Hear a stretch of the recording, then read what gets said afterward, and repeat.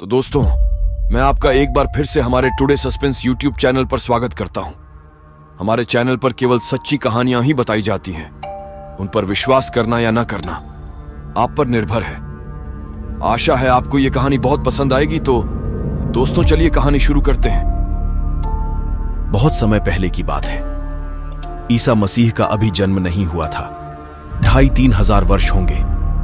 प्राचीन ग्रीस में एथेंस नाम की एक जगह थी। एथेंस कोई अपरिचित नाम नहीं है, हर किसी ने इसके बारे में सुना है। उस एथेंस में एक पहाड़ से घिरे एक छोटे से गांव के जंगल में एक पुराना घर था। हालांकि घर काफी समय से खाली था। यह एक सुनसान पहाड़ी इलाका है। यह जंगलों से घिरा हुआ है, छोड़ा हुआ। हालांकि वहां कोई लोग नहीं थे, लेकिन घर बहुत टूटी हुई स्थिति में नहीं था।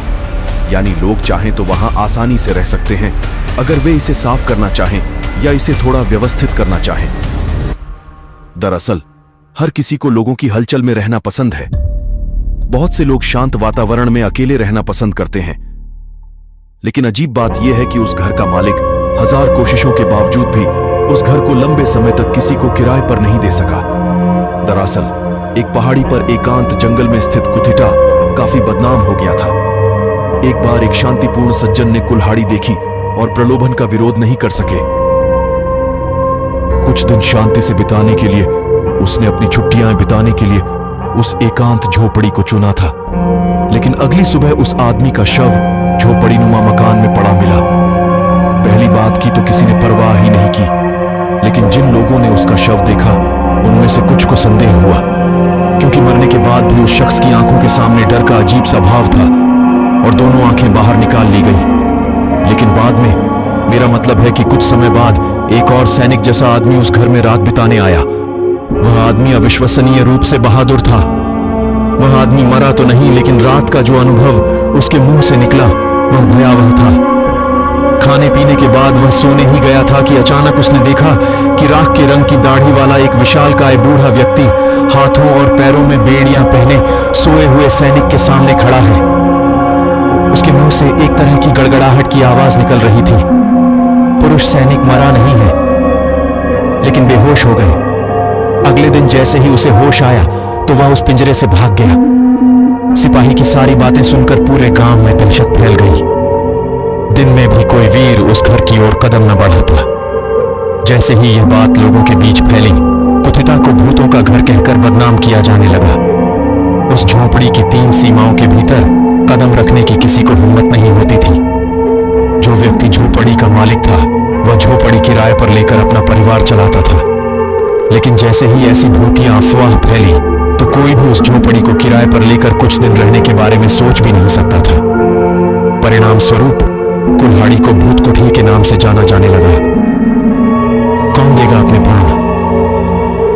अंत में झोपड़ी के मालिक ने झोपड़ी को पानी के मोल बेचना चाहा, लेकिन खरीदेगा कौन? कोई भी राक्षसों के हाथों अपना जीवन खोने को तैयार नहीं है। लेकिन एक राजी हो गया। झोपड़ी के मालिक को एक ग्राहक मिल गया। वह व्यक्ति उन दिनों एक प्रसिद्ध दार्शनिक था। दार्शनिक लोग आमतौर पर एकांत स्थानों में रहना पसंद करते हैं।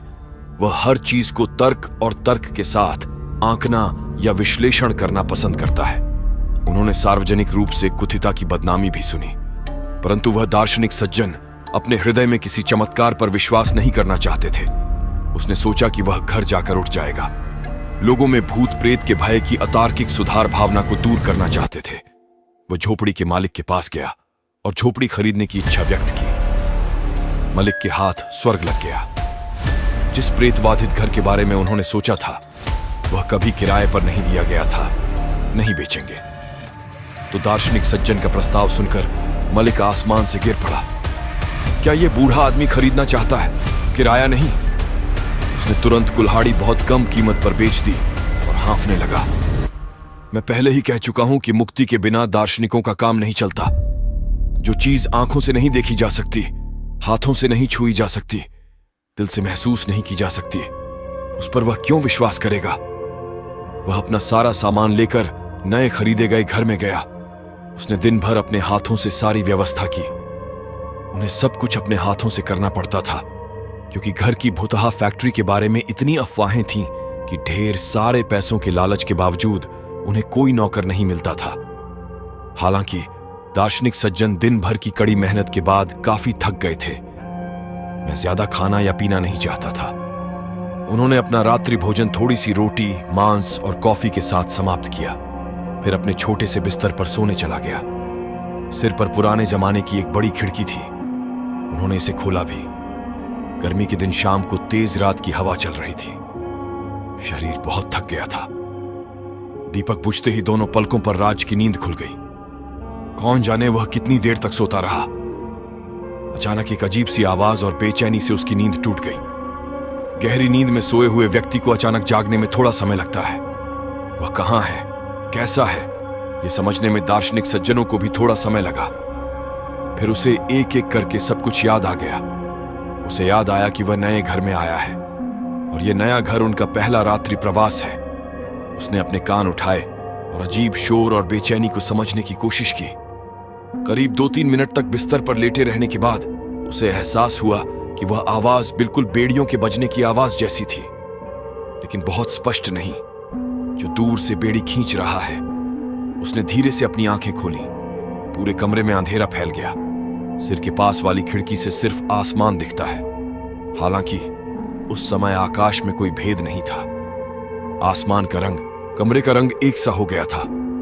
दार्शनिक सज्जन जल्दी बिस्तर से नहीं उठते थे। वह क्या नोटिस करना चाहता था? उसे एक बात और महसूस हुई। कमरे की सारी हवा शांत है। दमघोंटू माहौल बन जाता है। इस तरह काफी समय बीत जाने के बाद और जैसे ही जमा देने वाला अंधेरा धीरे धीरे कम हुआ, उसे अचानक एक बेड़ियों में बंधे शरीर की एक धुंधली छायादार आकृति धीरे धीरे ऊपर तैरती हुई दिखाई दी। वह छाया आकृति हाथ हिलाकर क्या कहना चाह रही है। मूर्ति की 2 आंखें और मुंह से जलती हुई आग की चमक निकल रही है। दार्शनिक सज्जन बड़े वीर थे। किसी भी भौतिक चीज में उनका कोई विश्वास या सुधार नहीं था। फिर भी भयभीत न होते हुए भी एक पल के लिए एक अजीब आश्चर्य ने उसे परेशान कर दिया। वह समझना चाहता था कि यह क्या है, एक भयानक राक्षस या एक बेईमान व्यक्ति जो उस तरह के कपड़े पहनकर उसे डराने की कोशिश कर रहा है। जब वह इन विभिन्न तर्कों के साथ लेटा हुआ था तो उसने देखा कि जंजीरों में जकड़ी हुई एक आकृति धीरे धीरे उसकी ओर आ रही है। आखिरकार मूर्ति उसके बिस्तर के पास आकर रुकी। दोनों आंखों और मुंह से अभी भी लाल आग की चमक गिर रही थी। वो जवाब दे रहा था और हाथ पैर हिला रहा था, मानो कुछ कहना चाहता था। उसके हाथों की हरकत से बेड़ियों की आवाज लगातार तेज होती जा रही थी। और कोई भी अब तक बेहोश या कमजोर हो गया होता, और अगर उसे दिल की बीमारी होती तो वह निश्चित रूप से मर जाता। लेकिन उस दार्शनिक सज्जन को कुछ नहीं हुआ जो बहुत बहादुर थे। इसके बजाय उसने छाया आकृति को वैसे ही देखा जैसे वह था। दरअसल वह देखना चाहता था कि निराकार प्रतिमा आगे क्या करती है। बड़ी बड़ी दाढ़ी मूंछों वाला चेहरा और खुरदुरे बालों वाले सिर पर यह मूर्ति काफी डरावनी और भयानक लग रही थी। उस पर उसके नाखून काफी बड़े थे। हाथों के नुकीले और बड़े नाखूनों को देखकर दार्शनिक के मन में एक अलग तरह का डर आ गया। वह भूत प्रेत में विश्वास नहीं करते थे, लेकिन उसके पास जीवित शरीर वाले चोर से न डरने का कोई कारण नहीं था। मरने के बाद लोगों के भूत उसे अंदाजा नहीं था कि इससे कितना नुकसान हो सकता है। उन्हें विश्वास नहीं था कि दुनिया में कुछ भी अदृश्य है, लेकिन जीवन चोर लुटेरे लोगों को बहुत नुकसान पहुंचा सकते हैं। इसके अलावा उसके पास अपनी सुरक्षा के लिए कोई हथियार नहीं था। जैसा कि उसने मन में सोचा, यदि वह आदमी सचमुच चोर होता तो उसके पास करने के लिए कुछ नहीं होता। उसके ऊपर मौजूद शख्स को देखकर ऐसा लग रहा है कि उसके ऊपर काफी ताकत है। इसलिए जब वह सोच रहा था कि संभावित खतरे से बचने के लिए वह क्या कर सकता है, उसी क्षण उसे यह देखकर आश्चर्य हुआ कि मूर्ति एक कदम भी आगे नहीं बढ़ी और लगातार पीछे हटने लगी। अंततः उसने घर छोड़ दिया। निराकार छवि को पीछे हटते देख दार्शनिक सज्जन जल्दी से अपनी क्षणिक स्तब्धता से बिस्तर से उठ गए। तब वह स्वयं घर से बाहर भागकर बाहर खड़ा हो गया। चाहे वह निराकार आकृति कोई भूत थी या कोई सनकी, दार्शनिक ने अत्यंत आश्चर्य से देखा जब वह आकृति धीरे धीरे बालकनी से नीचे उतर रही थी। फिर वह सीधे लंबे आंगन के बीच में गया और अचानक कपूर की तरह गायब हो गया। तभी दार्शनिक चिल्लाया, कौन कौन? लेकिन उत्तर में उसे दूर से एक हल्की सी बड़बड़ाहट के अलावा कुछ भी सुनाई नहीं दे रहा था। आंगन में उसी स्थान पर खड़ा होकर जहां मूर्ति गायब हो गई एक दो बार फोन किया, लेकिन कोई जवाब नहीं मिला। निराश होकर वह घर लौट आया और सो गया। उसने पूरी रात इस अजीब चीज के बारे में सोचते सोचते बिताई। सुबह का उजाला होते ही वो ठीक उसी स्थान पर आ गया जहां से कल रात मूर्ति गायब हो गई थी। बहुत सी चीजों को सूक्ष्म दृष्टि से देखने लगा, लेकिन दिन के उजाले में उसे कुछ भी असामान्य नहीं लग रहा था। पहाड़ी पर यह घर मोहल्ले से काफी दूर था, कोई लोग नहीं थे। शायद ये कुट्ठी घर से जुड़ी तमाम कहानियों और अफवाहों का ही नतीजा था कि कोई भी बहादुर आदमी इस घर की सीमा के भीतर नहीं आता था। मित्रहीन और अकेले घर में दार्शनिक फिर से अपने काम में व्यस्त हो गया। उसके अपने मन में, अपनी पढ़ाई में लगभग पूरा दिन वह किताबों की दुनिया में डूबा रहता था। परिणाम स्वरूप वह रात की निराकार और विचित्र घटनाओं के बारे में लगभग भूल गया। रात को खाना खाने के बाद जब वह सोने गया तो उसे कल रात की याद आ गई, लेकिन उन्होंने इस घटना पर ज्यादा ध्यान नहीं दिया। उसे आश्चर्य हुआ कि इतनी अधिक चिंता के कारण उसने आधी नींद और आधे जागने में क्या देखा। हालांकि उन्हें तुरंत नींद नहीं आई, लेकिन कुछ ही देर में वह गहरी नींद में सो गए। डर न लगे इसलिए सब कुछ भ्रम कहकर टाल दिया गया, लेकिन अगली रात फिर वही घटना घटी। अगली रात भी वही बात। लगातार 3 रातों तक उसी निराकार आकृति का दिखना और कुछ कहने की कोशिश में हाथों का लहराना और आंगन में ठीक उसी जगह गायब हो जाना उसे बहुत चिंतित कर गया। उसे कुछ भी समझाने से समझ में नहीं आ रहा था। ऐसा कैसे होता है? वह कैसा है? लेकिन क्या यह एक नए तरह का जादू है? आखिरकार चौथे दिन की सुबह दार्शनिक अब हर चीज को महज कल्पना कहकर खारिज नहीं कर सका। फिर वह डर गया और घर से भागा भी नहीं। उसने मन ही मन सोचा कि इसमें जरूर कोई शोध होगा, महज भ्रम या जादू नहीं। और अगर यह सच में भूत है तो जरूर कुछ कहना चाहता है। और आंगन में उस विशेष स्थान ने दार्शनिक को सबसे अधिक आकर्षित किया। क्यों? या हर रात वह अजीब और भयानक आकार की आकृति उस विशेष स्थान पर आ रही है और गायब हो रही है। तो क्या उस जगह पर कुछ खास छिपा है? इसकी विशेष जांच की जरूरत है। चौथे दिन भोर में दार्शनिक अब घर पर नहीं था, वह शहर गया। सबसे पहले उन्होंने स्थानीय मजिस्ट्रेट से संपर्क किया। उसने उसे सब कुछ बता दिया।